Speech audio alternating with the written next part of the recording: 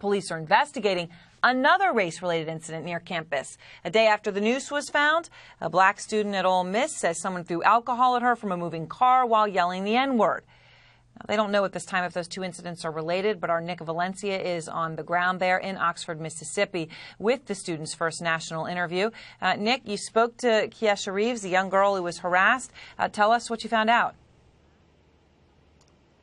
Aaron, Kiesha Reeves says she's doing okay considering what happened to her. When we spoke to her, she says she's heard of other black students here at Ole Miss that have encountered racism, but when it happened to her, she said she was shocked. She took us back to the scene of the incident, and she told us what happened.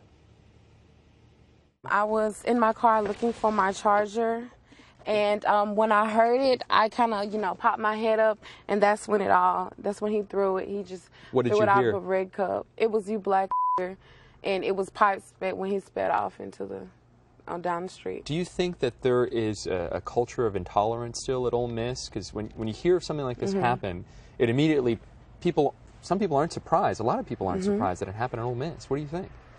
I think that people are dealing with balancing the old Ole Miss with the new Ole Miss of what they're trying to become.